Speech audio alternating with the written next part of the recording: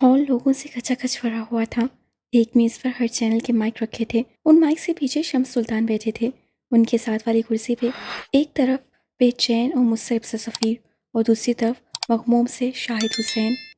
हारून भी एक तरफ खड़ा था। एक माइक करीब करके ब्लैक डिनर सूट में मलबूस शम्स सुल्तान ने बोलना शुरू किया था। आप सब मुझे जानते हैं।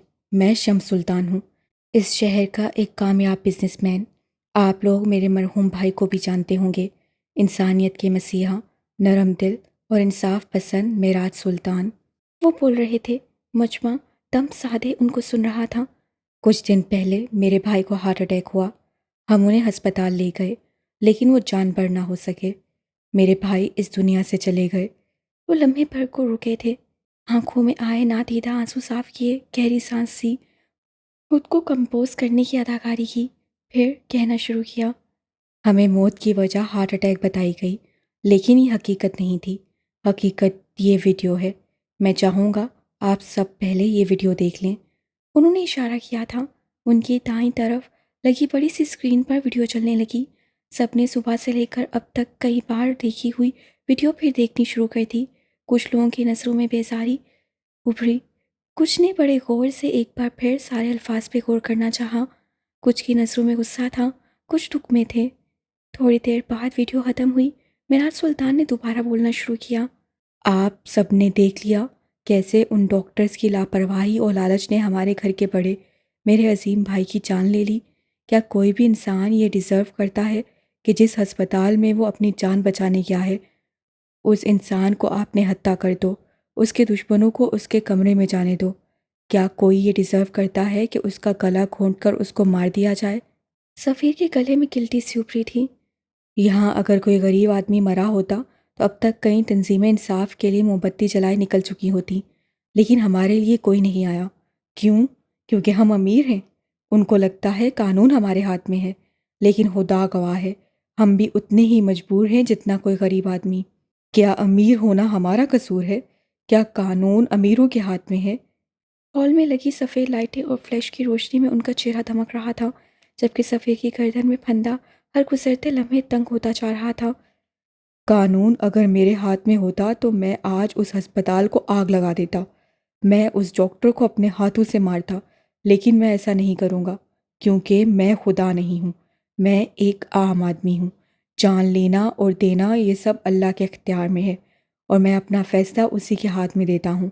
मैं अपने अजीम भाई की मौत का गम नहीं भुला सकता, मैं उन्हें वापस नहीं ला सकता, लेकिन मैं चाहता हूँ कि उन्हें इंसाफ मिले, हमें इंसाफ मिले, मेरे भाई के मासूम बच्चों को इंसाफ मिले।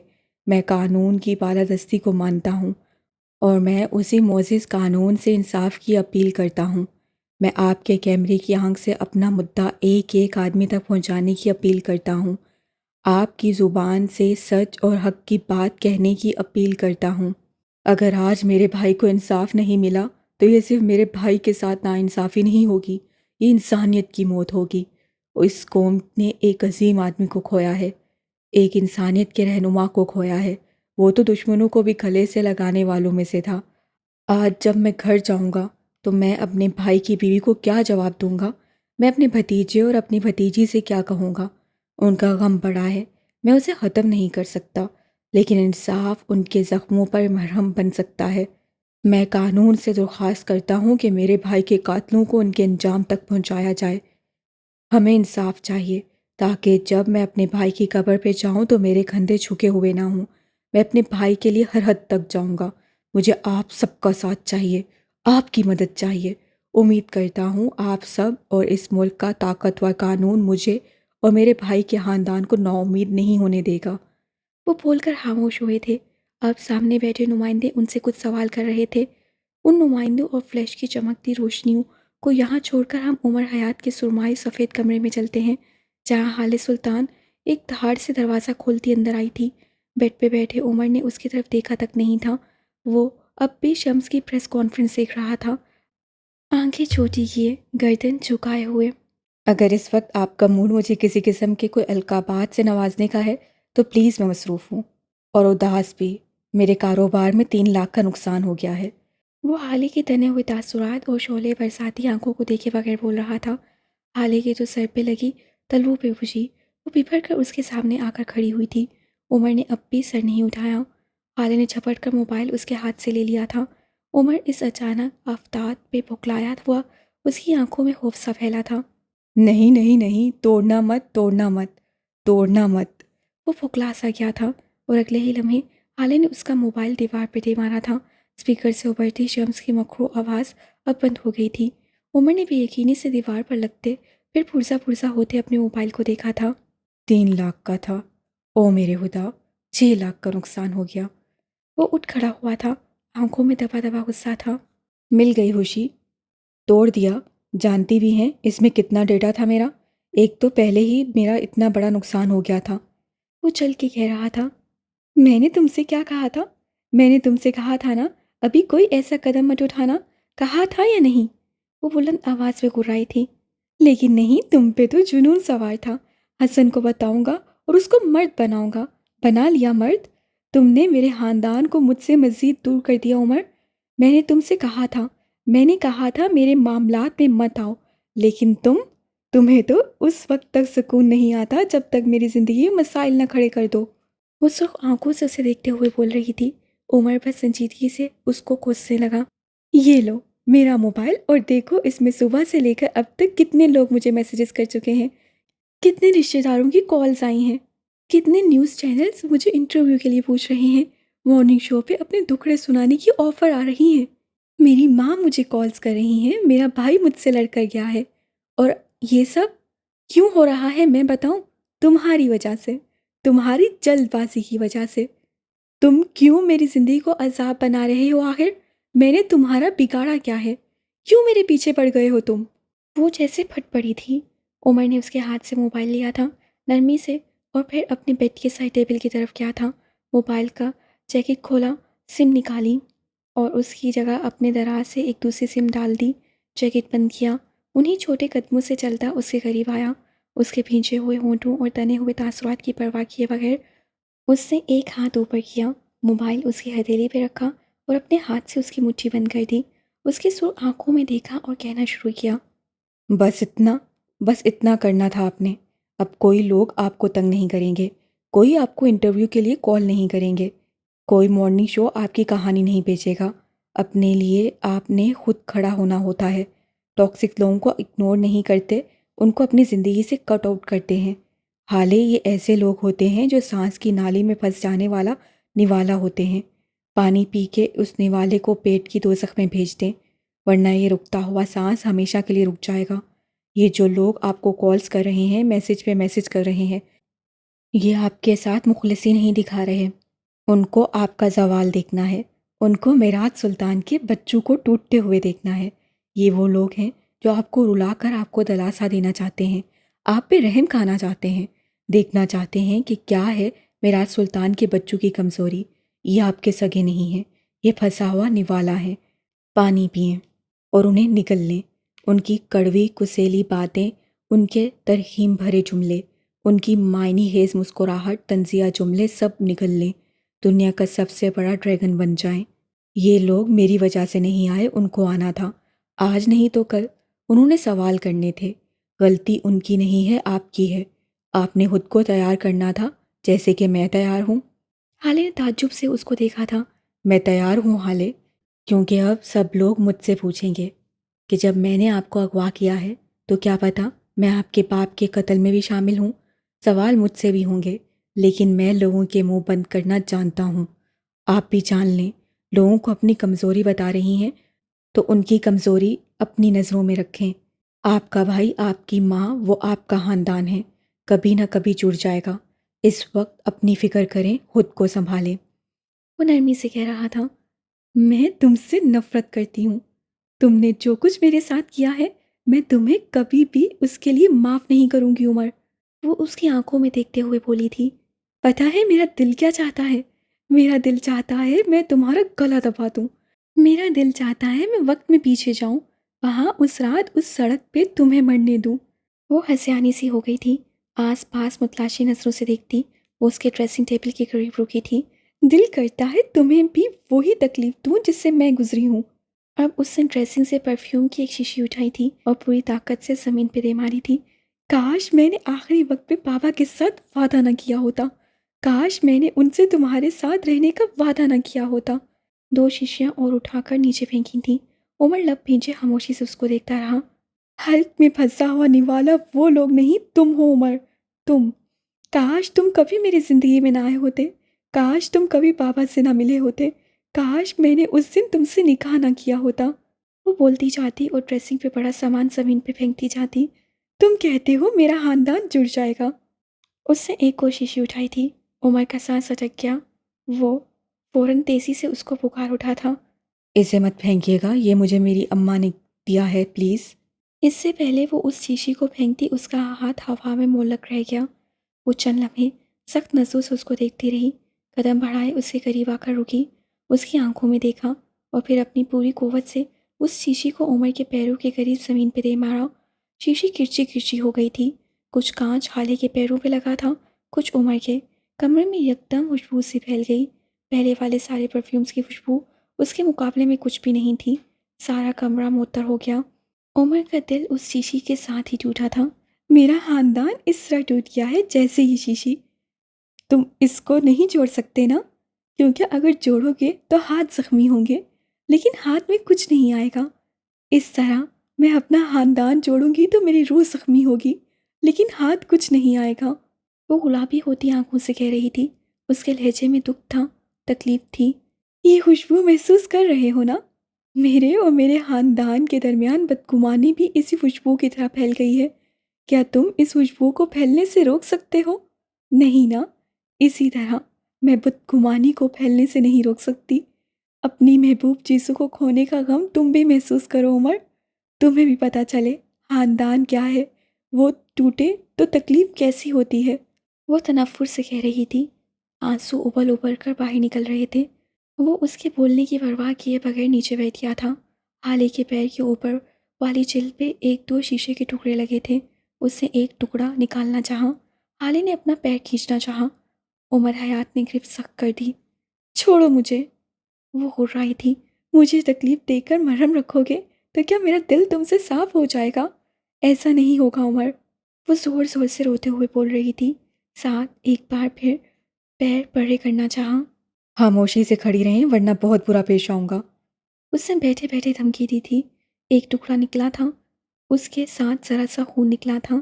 میں نے تمہیں خون دیا تھا، میں نے تمہاری جان بچائی، لیکن تم نے میرے ساتھ کیا کیا؟ وہ مغموم سے کہی جا رہی تھی۔ وہ اب بھی جھکا ہوا اس کے پیر سے شیشے کا آخری ٹکڑا نکال رہا تھا۔ اس بار زیادہ خون نکلا تھا۔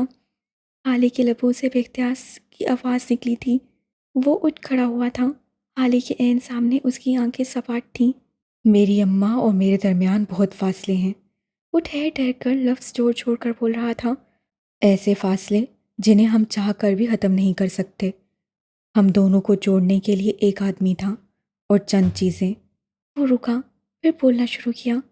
آدمی مر گیا، میں نے اس کو مارنے والوں کے ساتھ کیا کیا آپ آج دیکھ چکی ہوں گی۔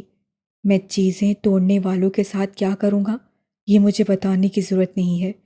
آپ کی اس حرکت نے میرا دماغ پوری طرح گھما دیا ہے۔ اس سے پہلے کہ میں آپ کو کوئی سخت لفظ کہوں، یہاں سے چلی جائیں۔ وہ چبا چبا کر سرسی سرگوشی میں کہہ رہا تھا۔ حالے کو پہلی دفعہ اس سے خوف محسوس ہوا، لیکن بظاہر گردن اکڑائے رکھی۔ میں ڈرتی نہیں ہوں تم سے، دھمکیاں انہیں دینا جن کو تم سے خوف آتا ہو، وہ لٹ مار انداز سے بولی تھی۔ عمر نے سمجھنے والے انداز میں سر ہلایا تھا۔ نہیں، آپ نہیں ڈرتی، میں ڈرتا ہوں اپنے قہر سے، اپنے الٹے دماغ سے ڈرتا ہوں۔ آپ کی جگہ کوئی اور ہوتا تو میں اسے اس وقت تک بتا چکا ہوتا کہ میری محبوب چیزیں توڑنے کا انجام کیا ہوتا ہے۔ اصل میں مسئلہ یہی ہے، میں آپ کو کچھ نہیں کہہ سکتا، اس لیے بہتر ہوگا اس وقت یہاں سے جائیں۔ اور ہاں، بات اگر خون دینے کی ہے تو کبھی کسی زمانے کسی وقت میں نے بھی آپ کو خون دیا ہے۔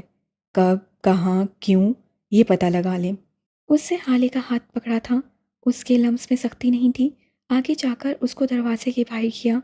اب کم از کم صبح تک میرے سامنے مت آئیے گا، میرا دماغ گھوما ہوا ہے۔ کہہ کر دروازہ اس کے منہ پہ بند کر دیا۔ حالے پیر چٹک کر رہ گئی تھی، اس کے کان تک سرخ ہو گئے تھے۔ دور کہیں اس کا دل اسے ملامت کر رہا تھا، جس کو اسے دھپک کر سلا دیا تھا۔ اندر عمر اسی کانچ لگے پیر کے ساتھ نیچے بیٹھا شیشے کے ٹکڑے اٹھانے لگا۔ اس کے بعد موبائل کے پرزے جوڑنے تھے۔ اگر اس لڑکی کا چہرہ میری ماں سے نہ ملتا ہوتا تو دیکھ لیتا میں اسے۔ وہ بڑبڑا کر اپنے کام میں مصروف ہو گیا تھا۔ اسٹڈی ٹیبل پہ بیٹھا نو بری طرح کام میں غرق نظر آ رہا تھا۔ وہ بامشکل اپنی آنکھیں کھولے ہوئے تھا۔ آج اس کو ایکسٹرا کام کرنا تھا۔ یہ فہیم کی طرف سے سزا تھی۔ وہ کام کر رہا تھا جب اس کا موبائل نظر آیا۔ اس نے بے دلی سے موبائل اٹھایا۔ انجان نمبر تھا۔ اس نے ہیلو کہتے موبائل کان سے لگایا۔ دوسری طرف سے کسی مرد کی آواز آئی تھی۔ اس نے شاید کچھ پوچھا تھا۔ جی میں نور مرزا بات کر رہا ہوں۔ میں انسپیکٹر انس جاوید بات کر رہا ہوں۔ آج آپ کے اپارٹمنٹ کے ساتھ والے اپارٹمنٹ سے ہمیں ایک شکایت موصول ہوئی ہے۔ نو کا سانس رک گیا تھا۔ نرمین، وہ بغیر آواز کے بڑبڑایا تھا۔ انسپیکٹر اب بھی بول رہا تھا۔ جب ہم وہاں پہنچے تو ہمیں آپ کی بہن کافی تشویشناک حالت میں ملی۔ ہمیں بہت افسوس کے ساتھ کہنا پڑ رہا ہے کہ آپ کی بہن کے ساتھ زیادتی ہوئی ہے۔ نو کو لگا تھا جیسے وہ مر گیا ہو۔ ایسی تکلیف کسی مرنے والے کو ہی ہوتی ہوگی۔ اس کا سر بے اختیار نفی میں ہلا تھا۔ ہم انہیں ہسپتال لے کے آئے ہیں۔ میں آپ کو باقی ڈیٹیلز بھیج دیتا ہوں، آپ جلد از جلد پہنچ جائیں۔ آپ کی بہن کی حالت بہت خراب ہے۔ اس سے پروفیشنل انداز میں کہہ کر کال کاٹ دی تھی، جبکہ وہ اب تک نفی میں سر ہلا رہا تھا۔ آنکھیں گلابی پڑ رہی تھیں، گلا خشک ہو رہا تھا، دل رک رک کر چل رہا تھا، آنکھوں کے سامنے اندھیرا چھانے لگا تھا۔ اس سے بامشکل کامتی انگلیوں سے نمبر ملایا اور فون کان سے لگایا۔ یہ ہیلو جواد، نیرو کہاں ہے؟ یہ پولیس والا کیا کیا بکواس کر رہا ہے؟ اس سے اکلاتے ہوئے بامشکل سوال کیا تھا۔ مقابل رونے لگا تھا اور اس بلڈنگ کا چوکیدار تھا۔ نو بھائی وہ سچ کہہ رہے ہیں، میں شرمندگی کے مارے آپ کو فون نہیں کر سکا۔ باجی کی حالت بہت خراب ہے، آپ ہسپتال چلے جاؤ بس۔ وہ روتے ہوئے کہہ رہا تھا۔ نو کے لیے اگلا سانس لینا بھی مشکل تھا۔ اس سے دھیرے دھیرے اپنی ٹانگوں سے جان نکلتی محسوس کی، جبکہ اس کے سارے جسم سے جان نکل گئی تھی۔ ایسی حیثیت اور ذلت اس سے آج تک محسوس نہیں کی تھی۔ اس کا دل کیا تھا زمین پھٹے اور وہ اس میں سما جائے۔ اس کی آنکھوں سے ایک آنسو نکلا تھا اور اس کی ہلکی داڑھی والے چہرے پہ پھیل گیا۔ اس کے بعد تو جیسے آنسو کا ایک سیلاب امڈ آیا تھا۔ اس کی آنکھیں اب بھی بے یقینی سے پھیلی تھیں، دل جیسے پھٹ رہا تھا، آنکھوں سے خون رسے کو تیار تھا۔ وہ زمین پہ بیٹھ گیا تھا۔ اس سے دونوں ہاتھ زمین پر مار کر دھاڑے مار مار کر رونا شروع کر دیا تھا۔ الفاظ کی بازکش اب بھی اس کے کانوں میں ہو رہی تھی۔ آنسو ایسے نکل رہے تھے جیسے آج کے بعد ان کو نکلنے کا موقع نہیں ملے گا۔ آپ کی بہن کے ساتھ زیادتی ہوئی ہے، آپ کی بہن۔ اس کا دل چاہا تھا وہ اپنے کانوں پہ ہتھوڑے مار کر خود کو سننے سے محروم کر لے۔ اس کا دل چاہ رہا تھا وہ خود کو شوٹ کر لے۔ یہ کیسے ہو سکتا ہے؟ یہ نہیں ہو سکتا تھا۔ اسے لگا تھا وہ آج کے بعد کبھی اٹھ نہیں سکے گا۔ اس کا دل مر گیا تھا، اس کا جسم مر گیا تھا۔ نور مرزا کی زندگی میں سب سے بڑا غم اسے آج ملا تھا۔ اسے اٹھنے کی کوشش کی لیکن ٹانگوں میں سکت نہیں تھی۔ آج اسے پتہ چلا تھا مرنا کیسا ہوتا ہے۔ ذلت سے بڑی کوئی موت نہیں، آج اس نے اعتراف کیا تھا۔ صبح کی بو پھوٹی تو سارے میں اجالا سا پھیل گیا۔ مرد اپنے کاموں کو جانے لگے، عورتیں گھر کے کاموں میں جٹ گئیں، بچے اسکولز کو جانے لگے۔ عمر فجر کے بعد سو کر اٹھا۔ سب سے پہلے میراج سلطان کی قبر پہ گیا، اس کے بعد واپس گھر آیا، ناشتہ کیا، حالی کے لیے ناشتہ بنایا۔ وہ ابھی کافی پی رہا تھا جب اسے ہارون کی کال موصول ہوئی۔ وہ اسے لینے آ چکا تھا۔ عمر گھر سے باہر نکل آیا۔ اس نے بٹنوں والی سیاہ شرٹ کے ساتھ سیاہی پین پہن رکھی تھی۔ ہلکی بڑی ہوئی شیو میں وہ کافی اچھا اور فریش لگ رہا تھا۔ اس کے برعکس ہارون رف سے حلیے میں تھا اور وہ شدید پریشان لگتا تھا۔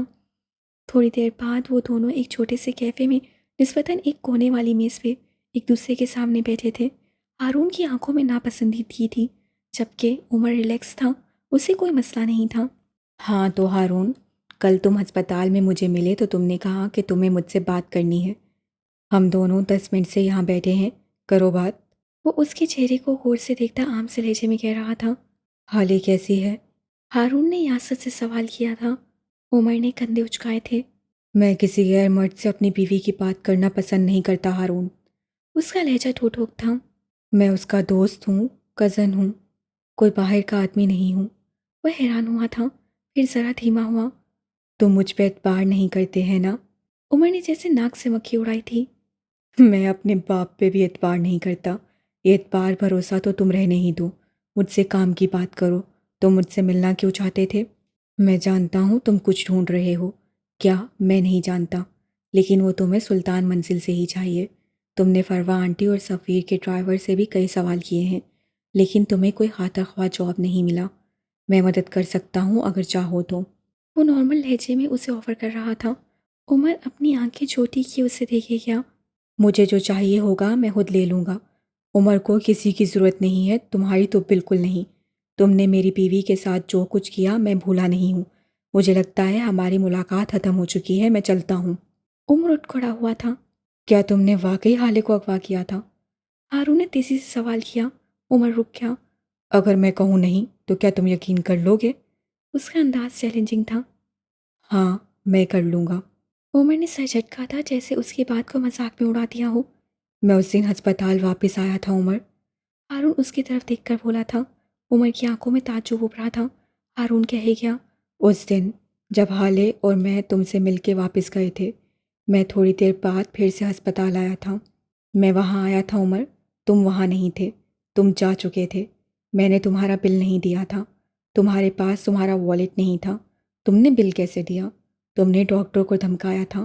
میں یہ بات اسی دن جان گیا۔ میں نے حالے سے کچھ نہیں کہا، لیکن میں یہ جان گیا تھا کہ تم کوئی عام آدمی نہیں ہو۔ عمر دھیرے سے کرسی پہ بیٹھ گیا تھا۔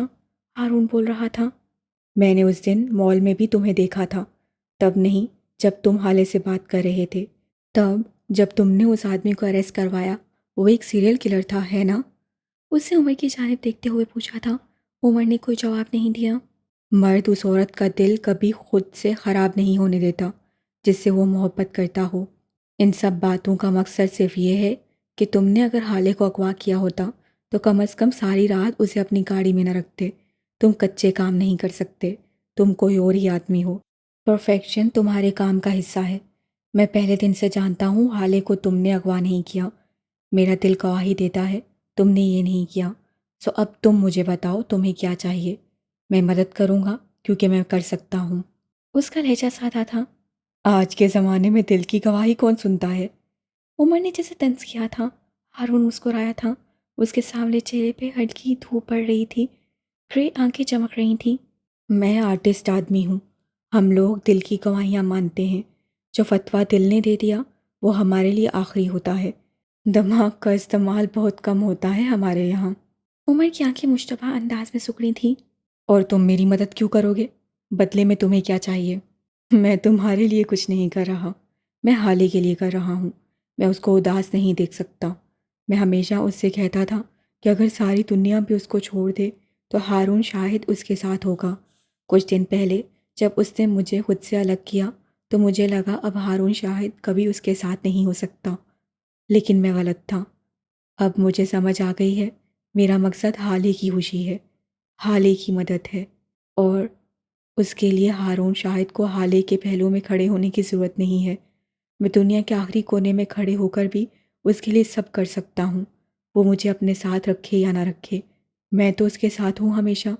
ساتھ کھڑے صرف جسم ہوتے ہیں۔ جو دور رہ کر بھی آپ کا سوچے اس کا دل آپ سے جڑا ہوتا ہے۔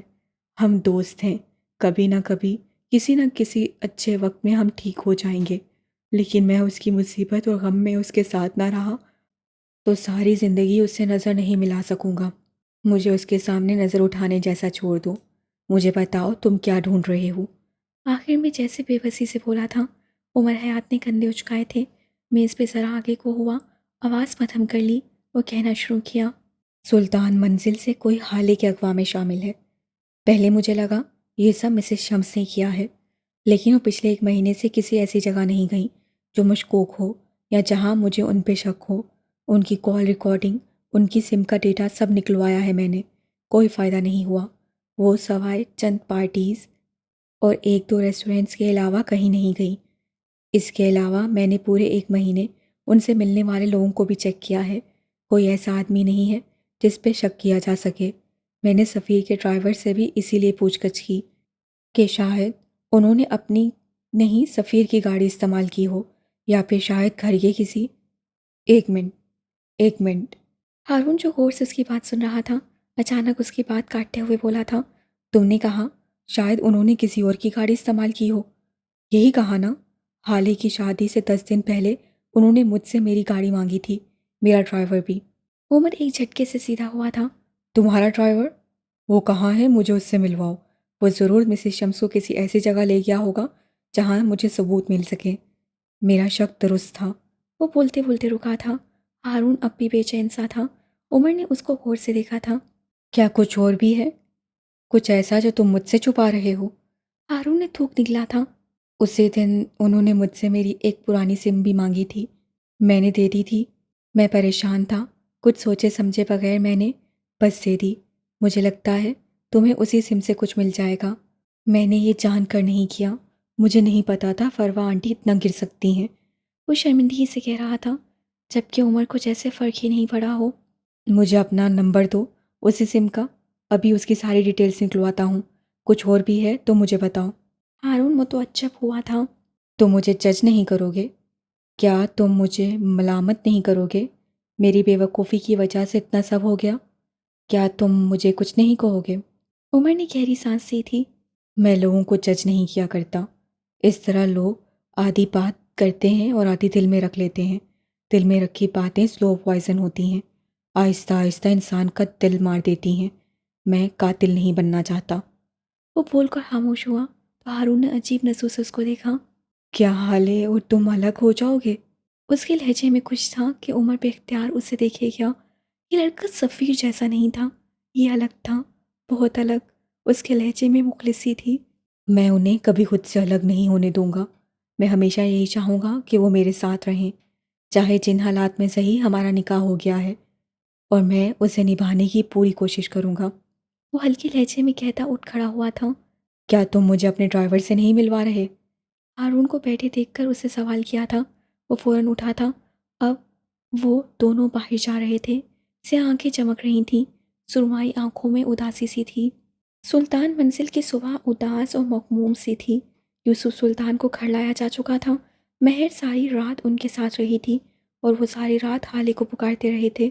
شمس رات دیر سے گھر آئے تھے۔ ان کا ارادہ فروا سے بات کرنے کا تھا، لیکن وہ سو چکی تھیں۔ اس وقت وہ اپنے کمرے کے باتھ روم سے فریش ہو کر باہر نکل رہی تھیں۔ وہ ٹاکس اور سرجریز کا مارا ہوا بوڑھا چہرہ بغیر میک اپ کے مخروط سا لگ رہا تھا۔ بھوری آنکھیں خواب دیدہ سی تھیں، جیسے نیند پوری نہ ہوئی ہو۔ البتہ سامنے بیڈ پہ بیٹھے شمس کو دیکھ کر ایسا نہیں لگتا تھا۔ وہ چاقو چوبند تھے، بال نفاست سے پیچھے کو جمائے، سوٹ میں ملبوس۔ وہ آفس جانے کو تیار لگتے تھے۔ فروا ان کو نظر انداز کرتی ڈریسنگ ٹیبل کی جانب بڑھنے لگی، جب شمس نے بیٹھے بیٹھے ان کا ہاتھ پکڑ لیا تھا۔ ساتھ خود کھڑے ہوئے تھے۔ تمہید وہ کبھی باندھتے نہیں تھے، سو سیدھا مدعے پہ آئے۔ تم نے فہیم مرزا کے ساتھ مل کر حالے کو اغوا کروایا؟ میں صرف ہاں یا نہ میں جواب پوچھوں گا، بولو ہاں یا نہ۔ وہ سنجیدہ لہجے میں پوچھ رہے تھے۔ فرما نے اطمینان سے ان کو دیکھا تھا۔ میں نے کہا تھا نا، اب کسی اور کا حسن اور کسی اور کی جوانی استعمال کروں گی۔ میں نے کہا تھا نا، میں سلطان کی کمر توڑ دوں گی، تمہارے بھرم توڑ دوں گی۔ میں نے تمہیں پہلے ہی بتا دیا تھا شمس، اب تمہیں مجھ سے کوئی گلہ نہیں ہونا چاہیے۔ وہ کہہ کر جانے لگی جب شمس کا بھاری ہاتھ اٹھا تھا اور چٹاک کی آواز پورے کمرے میں گونجی تھی۔ فروا منہ کے بل بیڈ پہ جا گری تھیں۔ ذلیل عورت، تمہاری جرت کیسے ہوئی کہ تم میری پاک دامن بھتیجی پہ بہتان لگاؤ؟ تم انتقام کے چکر میں اتنی جنونی بن گئی، تمہیں شرم نہیں آئی؟ تم کیسے کر سکتی ہو ایسا؟ لعنت ہو تم پہ، ملعون عورت، لعنت ہو تم پہ، خدا کی لعنت ہو، سارے جہان کی لعنت ہو تم پہ۔ وہ بلند آواز میں ان کو گالیاں بکتے ہوئے چلا رہے تھے۔ فروا چند لمحے تو اسی طرح شوق کے عالم میں چہرے پہ ہاتھ رکھے پڑی رہیں، پھر اگلے ہی لمحے وہ ایک زخمی ناگن کی طرح پھنکارتی ہوئی اٹھی تھیں۔ شمس جو ان کے سامنے ہی کھڑے تھے، فروا نے پوری قوت سے شمس کے چہرے پہ ویسا ہی تھپڑ دے مارا تھا جیسا تھوڑی ہی دیر پہلے ان کو پڑا تھا۔ مارے شوق کے شمس کی آنکھیں بھری کی بھری رہ گئیں۔ چند لمحے قبل گالیاں بکتی ان کی زبان مفلوج ہو گئی تھی۔ گو کہ ان کے تھپڑ میں شمس کے ہاتھ جیسا بھاری پن اور شدت نہیں تھی، لیکن مرد کے 4 تھپڑ کے مقابلے عورت کی طرف سے پڑنے والا ایک تھپڑ زیادہ زور سے لگتا ہے۔ تمہیں لگتا ہے میں کوئی اٹھائی گر ہوں، کوئی گری پڑی ہوں جس پہ تم ہاتھ اٹھاؤ گے، چیخو گے، چلاؤ گے؟ وہ زخمی شیرنی کی طرح سرخ ہوتی آنکھوں سے گھرائی تھیں۔ परवा बेग हूँ मैं मलका हूँ। तुम मुझ पे हाथ उठाओगे, मुझे गालियाँ दोगे, मैं हाथ काट दूंगी, जुबान खींच लूंगी। उनकी आवाज़ बुलंद होती जा रही थी। मैं जलील हूँ तो तुम क्या हो? क्या तुम वही नहीं हो जिसने अपने भाई को कत्ल किया? शम्स के चेहरे का रंग बदला था। तुम्हारी औकात क्या है शम्स? अगर आज मैं ना होती, अगर मेरे बनाए हुए झोल ना होते, तो क्या आज हेवन तुम्हें मिल पाता? अगर उस दिन मैं तुम्हें अस्पताल ना भेजती, तो क्या आज तुम सुल्तान होते? तुम्हें सुल्तान मैंने बनाया है शम्स, और तुम मुझ पे हाथ उठाओगे। शम्स का चेहरा सफ़ेद पड़ रहा था। परवा अब भी उनके गिर्द चक्कर काटती घुरा रही थी। मैंने शम्स, मेरे अजीम दिमाग ने हमेशा की तरह तुम्हें बचाया। तुम्हें एक सल्तनत दी, तुम्हारा एम्पायर दिया, और तुम मुझ पे हाथ उठाओगे। भूलो मत कि हेवन के असली कागजात अब भी मेरे पास हैं। तुम्हारे पास जाली साइन है।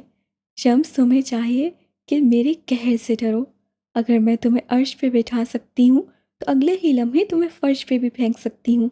वो शम्स के हालत से सूर चेहरे को नज़रअंदाज किए बोले जा रही थी। मुझसे डरो शम्स। मैं अगर मोहब्बत में तुम्हें तख्त पे बिठा सकती हूँ, तो नफ़रत में तुम्हारे साथ क्या कर सकती हूँ, ये मुझे बताने की ज़रूरत नहीं है। क्या तुमने नहीं देखा उस नगीन की कॉर्बन कॉपी का अंजाम? वो खुद को शहजादी कहती थी।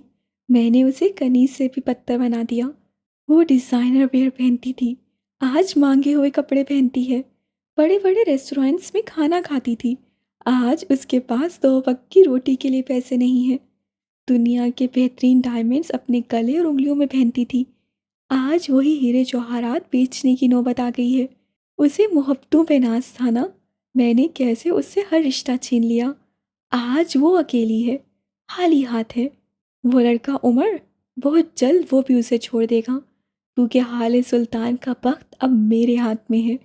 उसकी किस्मत की खुदा मैं हूँ।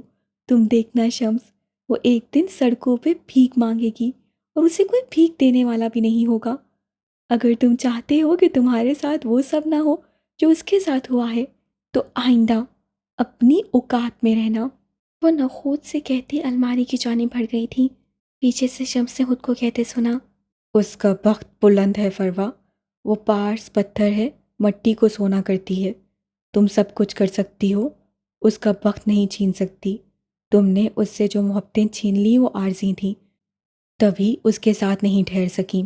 जो मोहब्बत उसे अब मिल रही है वो दायमी है। वो जब तक यहाँ थी शहजादी थी, अब मलका है, अगर वो समझे तो। वो रुक रुक कर कह रहे थे। फरवा बनवे भींचे उनको सुनी गई। वो लड़का उसे कभी नहीं छोड़ेगा। तुमने मुझे तो अपने हाथ से सुल्तान बनाया है ना, भाई शुरू से सुल्तान रहे हैं। उन्होंने अपनी बेटी के लिए जिस शख्स को चुना है, सोचो वो क्या होगा। वो शख्स उसे तब यहाँ से ले गया, उसने तब उसकी हिफाजत की जब उन दोनों का कोई ताल्लुक भी नहीं था, और अब वो उसकी बीवी है। तुम सोच सकती हो अब वो उसके लिए क्या करेगा। तुम कहती हो तुमने उससे आसाइशात छीन ली हैं। नहीं फरवा, वो आदमी हाले के कदमों में सारी दुनिया ढेर करने को तैयार है। वो एक शानदार मर्द है। आज मुझे तुम पे रहम आ रहा है। तुमने जो कुछ किया उसे अल्लाह ने तुम पे उलट दिया। सोचो फरवा, सोचो। उस रात हाले किसी और की गाड़ी में भी जा सकती थी, वो उमर की गाड़ी में ही क्यों गई। उसे वहाँ उसका बख्त ले गया, सिकंदरी बख्त। वो अगर यहाँ से गई है तो इस महल से ज़्यादा बड़े और ऊंचे महल में रह रही है। तुमने उससे सफ़ीर और हारून छीन लिए। अल्लाह ने उसे ऐसा शख्स दिया है जो उन दोनों पे भारी है। कभी जो तुम उसकी ज़हीन आंखें देखो तो तुम्हें पता लगे वो कैसे आंखों से बात करता है, वो कैसे अपने अल्फाज से दिल जीत लेता है। वो अपने अल्फाज और जहानत से खड़े खड़े तुमसे क्या कुछ करवा ले और तुम्हें पता भी ना लगे। तुम कहती हो वो शहज़ादी नहीं रही, सही कहती हो। वो मलका है, हुकूमत करने के लिए पैदा हुई है। वो यहाँ भी हुकूमत करती थी, वहाँ भी करेगी। जिसे तुम अपना बदला कह रही हो, वो उसके वक्त की आजमाइश थी। तुम उससे कुछ नहीं छीन सकती। तुम नाकाम हो गई हो, आज मान लो ये बात। वो सादगी से कहकर खामोश हुए थे। परवा ने सीने पे दोनों बाजू बांधे धुंधे से उनको देखा था। बहुत मोहब्बत जाग रही है आज तो। क्या हेवन उसके हवाले करने का इरादा कर लिया है?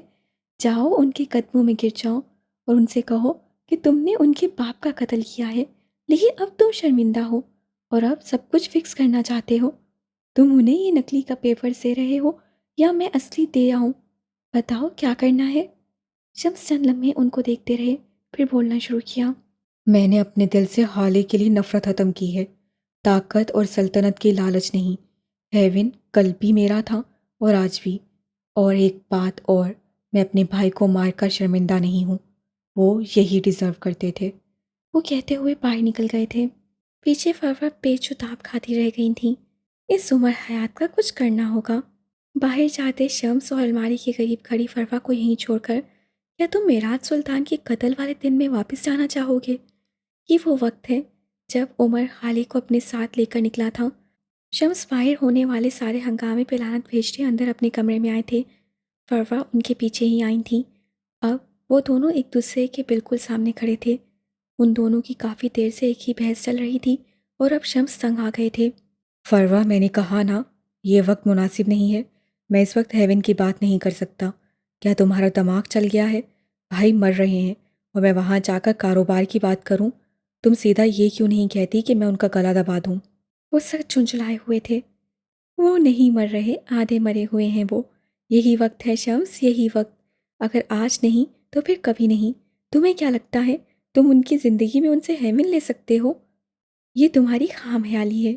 اگر تمہیں اپنے لیے کچھ کرنا ہے تو آج کرنا ہے، چاہے اس کے لیے معراج سلطان کو مرنا ہی کیوں نہ پڑے۔ میرے پاس سارے کاغذات ہیں۔ کل رات میں نے سارے کاغذات ہینڈ اوور کر لیے تھے۔ تم سوچو شمس، جب آدھا مرا ہوا مرد کاغذات دے سکتا ہے تو کیا وہ سائن نہیں دے سکتا؟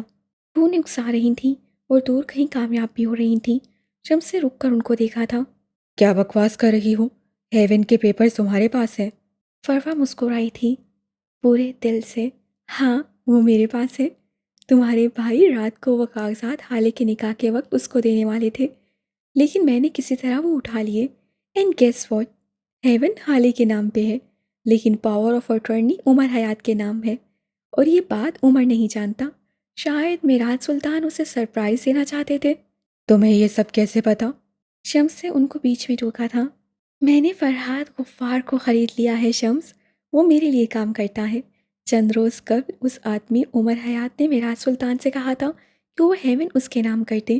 معراج سلطان نے گو کہ اسے کوئی تسلی بخش جواب نہیں دیا تھا، لیکن انہوں نے یہ کام کر دیا تھا۔ اس لڑکے کے تیور دیکھ کر آج تو میں ڈر ہی گئی، لیکن شکر ہے وہ اب تک ان کاغذات کے بارے میں نہیں جانتا۔ شمس اب بھی متسبسب تھے۔ لیکن میں کیا کر سکتا ہوں؟ کیا پوری دنیا کو پاگل بنا سکتا ہوں؟ سب لوگ مجھ سے پوچھیں گے کہ میرے بھائی نے مجھے ہیون کیوں دیا، میں کیا کہوں گا؟ اور وہ عمر، تمہیں لگتا ہے وہ مجھ سے سوال نہیں کرے گا؟ وہ کوئی عام آدمی نہیں ہے، اسے کنونس کرنے کو مجھے ثبوت چاہیے ہوں گے۔ میں فی الحال یہ سب نہیں کر سکتا۔ پرواہ تم اپنی سازش خود تک رکھو۔ پروا گھوم کر ان کے سامنے آئی تھیں۔ تم ان سے کہہ دینا کہ تم نے ہیون خریدا ہے، اپنی کمپنی کے 25% کے بدلے خریدا ہے۔ شمس نے اجنبے سے ان کو دیکھا تھا۔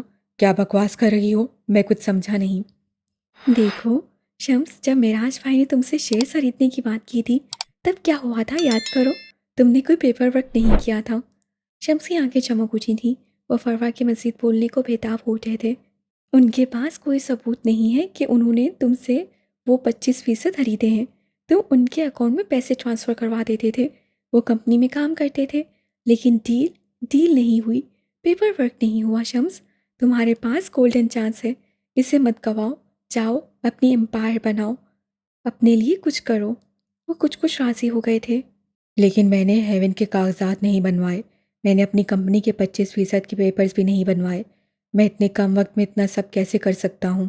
فروا نے ان کے دونوں ہاتھ تھام لیے تھے، نہ جانے کتنے عرصے بعد۔ جو پیپرز فرحاد نے عمر اور حالی کے لیے بنوائے تھے، میں نے ویسے ہی پیپرز تمہارے لیے بنوا لیے ہیں۔ تم میرا عشق ہو شمس، میں نے تمہارے لیے سب کر لیا ہے، سارے کاغذات بنوا لیے ہیں۔ بس ایک دستک اور تم سلطان بن جاؤ گے، تمہاری سلطنت ہوگی، تم حکومت کرو گے، تمہارے پاس وہ سب ہوگا جس کا تم نے کبھی خواب دیکھا تھا۔ جب تک تمہارے ساتھ فروا ہے تمہیں کسی چیز کا خوف نہیں ہونا چاہیے۔ وہ ایسے مان سے کہہ رہی تھیں کہ لمحے بھر کو شمس وہ ہوٹل کا کمرہ اور اپنی نفرت بھول گئے تھے۔ کچھ دیر قبل جو نیم رضامند تھے اب مکمل تیاری کے ساتھ جا رہے تھے اپنے دل کو مارنے ہمیشہ کے لیے۔ موجودہ دن پروا اپنے موبائل پہ کسی سے بات کر رہی تھی، چہرے پہ ہلکی سی فکر مندی تھی اور ہلکا سا حسد۔ مجھے اس کی ساری ڈیٹیلز چاہیے، مجھے بتاؤ وہ عمر حیات کون ہے، کہاں سے آیا ہے اور اس کا فیملی بیک گراؤنڈ کیا ہے۔ مجھے اس کے بارے میں ایک ایک بات بتاؤ فرحات، اس کی کمزوری، اس کی طاقت، سب۔ اس کا برا وقت اب آ چکا ہے۔ آگے سے کچھ کہا گیا تھا، پروا نے بے دلی سے کال کاٹ دی تھی۔ اب وہ یہاں سے وہاں چکر لگا رہی تھیں، ساتھ بڑبڑاتی جاتی تھیں، نہیں نہیں، یہ وہ نہیں ہو سکتا، یہ نگین کا بیٹا نہیں ہو سکتا۔ میں نے اس دن اس عورت کو خالی ہاتھ بھیج دیا تھا، میں نے اسے دکھا دیا تھا کہ یہاں نگین کے بیٹے کی کوئی جگہ نہیں، پھر کیسے آ سکتا ہے وہ؟ لیکن اس کی آنکھیں کیوں ہیں ایسی؟ نہیں، یہ بس میرے دماغ کا فطور ہے، وہ نہیں آ سکتا۔ بالآخر وہ تھک کر بیٹھ گئی تھیں، اس بات سے انجان کہ جس آدمی کے لیے وہ خود کو برا وقت کہہ رہی ہیں وہ اصل میں ان کا برا وقت ہے۔ عمر کے بنگلے پہ دن چڑھایا تھا، صبح کی مقدس سفیدی ختم توڑ گئی تھی، اب اس کی جگہ جھلساتی دھوپ نے لے لی تھی۔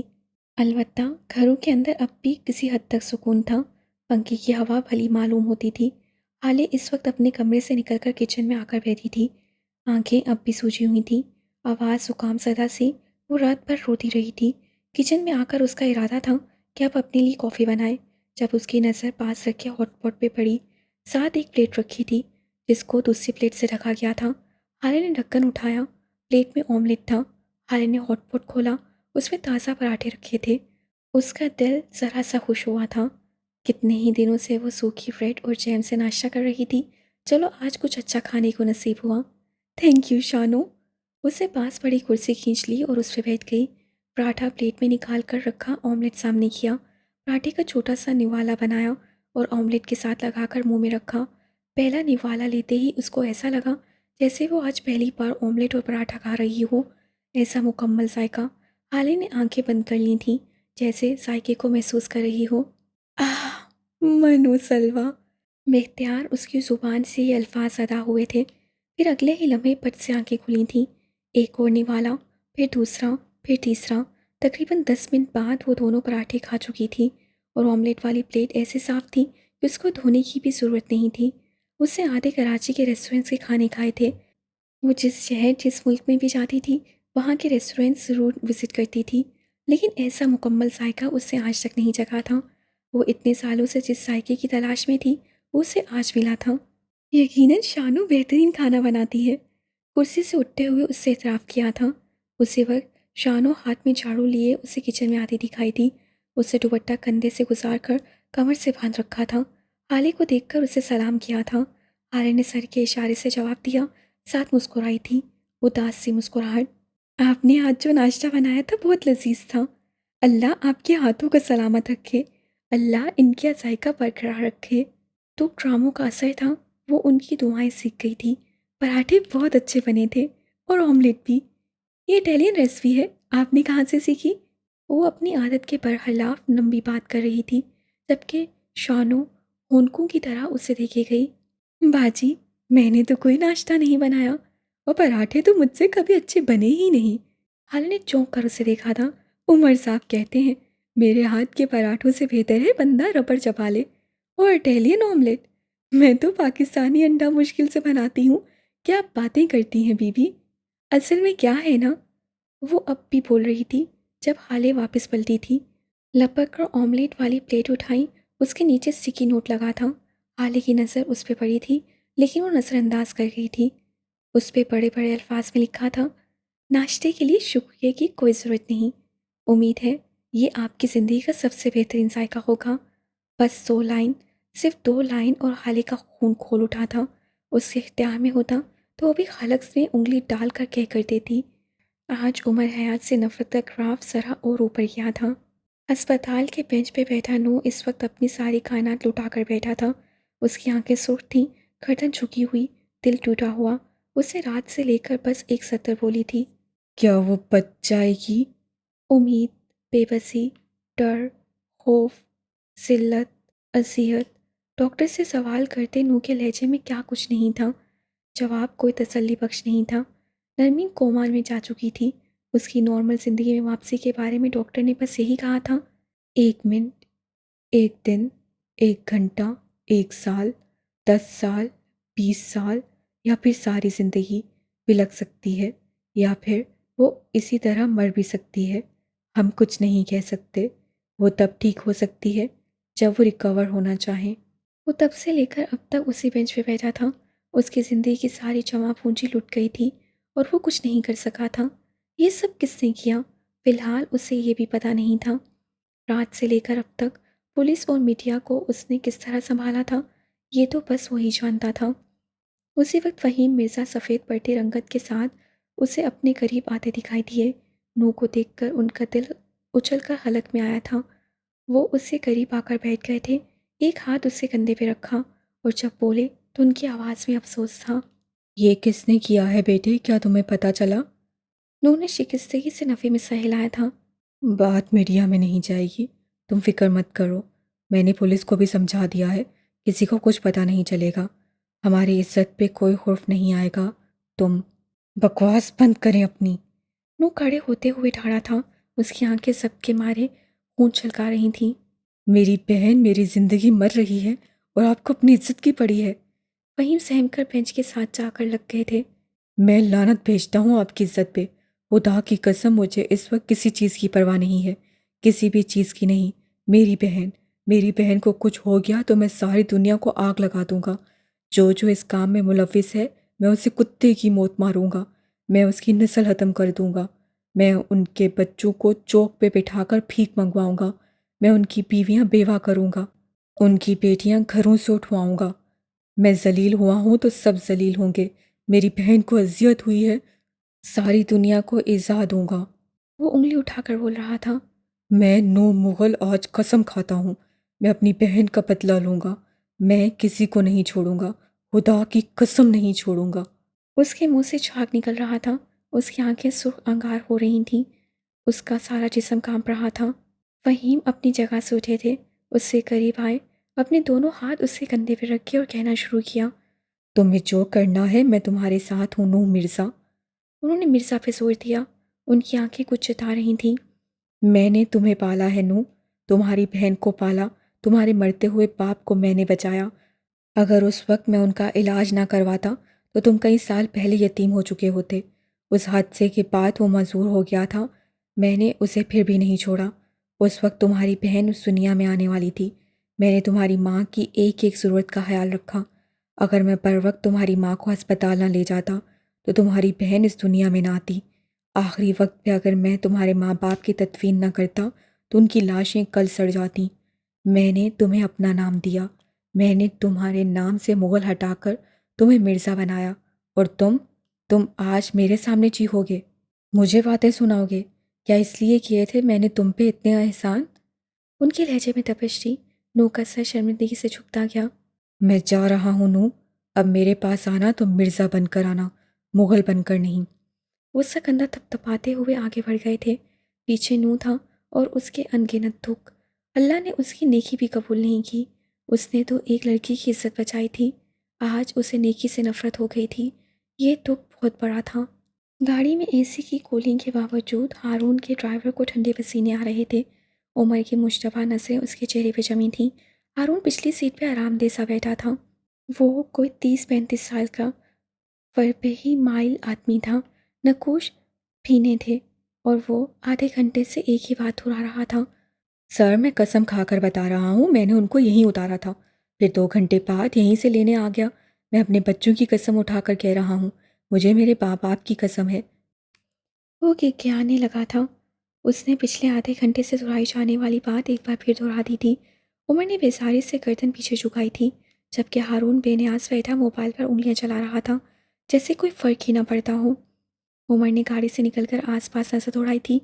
یہاں بس کتار در کتار چھوٹے بڑے دکان بنے تھے، کوئی آٹوز کا تو کوئی ورک شاپ، کوئی بائک اور گاڑیوں کے اسپیئر پارٹس بیچ رہے تھے۔ یہاں دور دور تک کوئی کیفے کوئی ریسٹورنٹ نظر نہیں آ رہا تھا۔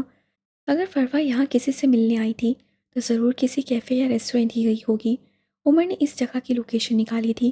یہاں تقریباً 1.5 کلومیٹر تک کوئی ایسی معقول جگہ نہیں تھی جہاں فروا اور فہیم مرزا مل سکے۔ وہ واپس گاڑی میں آ کر بیٹھ گیا تھا۔ اب اسے ایک اور طریقہ استعمال کرنا تھا۔ وہ اس کے لیے تیار تھا۔ وہ جھکا اور اس سے جھک کر اپنی پنڈلی سے بندھی چھوٹی سی پسٹل نکال لی تھی۔ اب اس کے ہاتھ میں چھوٹی پسٹل دیکھ کر ہارون کے ڈرائیور کا خون خشک ہو گیا تھا۔ عمر نے پستول اس کی کٹپٹی پر رکھی تھی۔ ہارون نے ذرا کی ذرا نظر اٹھا کر اس کو دیکھا تھا اور ایک بار پھر بڑبڑاتے ہوئے اپنے موبائل پہ جھک گیا تھا۔ کھسک گیا ہے پولیس والا، ہے مجھے کیا؟ اب بتاؤ کہاں لے کر گئے تھے تم اس بوڑھی فتنہ کو؟ اگر اب میرے ساتھ کوئی بھی چالاکی کرنے کی کوشش کی تو تمہارا گیم ختم سمجھو، میں کھوپڑی کھول دوں گا تمہاری۔ بولو، سب سچ بولو۔ وہ اس کی آنکھوں میں دیکھتا گھرا رہا تھا۔ ڈرائیور رونے لگ گیا تھا۔ اللہ کی قسم سائیں، خدا کی قسم، میں نے ان کو یہیں اتارا تھا۔ مجھے نہیں معلوم وہ یہاں سے کہاں گئی، کس سے ملی، میں کچھ نہیں جانتا۔ مجھے معاف کر دو سائیں۔ ہارون بابا آپ ہی ان کو سمجھا دو، میں آپ کا نوکر ہوں سائیں، میرے ماں باپ آپ کے نوکر ہیں، نمک کھایا ہے ہم نے آپ کا۔ وہ روتے ہوئے ہارون سے التجا کرنے لگا تھا۔ ہارون نے نظر اٹھا کر اس کو دیکھا، پھر عمر کے پستول والے ہاتھ کو ناپسندیدگی سے دیکھا تھا۔ دیکھو عمر، میرے ڈرائیور پر پستول تاننے کی کوئی ضرورت نہیں ہے۔ ڈرائیور کا سانس بحال ہوا تھا، جبکہ عمر کا چہرہ بے تاثر تھا۔ ہارون کہہ رہا تھا، ایسا کرو، اسے سوچنے والے انداز میں پھنویں اکٹھی کی تھی۔ میرے پاس ایک بہت تیز دھار چاقو ہے، وہ لے لو اور اس کے ٹکڑے ٹکڑے کر دو۔ لاش ٹھکانے لگانا کوئی بڑا مسئلہ نہیں ہے۔ ہاں، یہ صحیح ہے، ایسا ہی کرو۔ وہ جیسے اپنے ہی آئیڈیا سے محسوس ہوا تھا۔ بہت چھوٹے چھوٹے ٹکڑے کرنا تاکہ اس کی لاش پہچانی نہ جا سکے۔ وہ نارمل لہجے میں کہہ کر دوبارہ موبائل پہ جھک گیا تھا، جبکہ ڈرائیور کے کاٹو تو لہو نہیں بدلنے والا حساب تھا۔ یہ تو اصلی والا پاگل نکلا۔ وہ بس سوچ ہی سکا۔ عمر نے اس کو اب کیا کہتے ہو والی نسلوں سے دیکھا تھا۔ ڈرائیور نے اپنی آنکھیں صاف کی تھیں۔ آپ میرے ٹکڑے کر دو یا پھر جان سے مار دو، مالک سے غداری کا میں سوچ بھی نہیں سکتا صاحب۔ یہ بات شاید میڈم بھی جانتی تھیں، میں نے ان کو یہیں اتارا تھا۔ وہ کہہ رہا تھا اور عمر بیزاری سے اس کو سن رہا تھا۔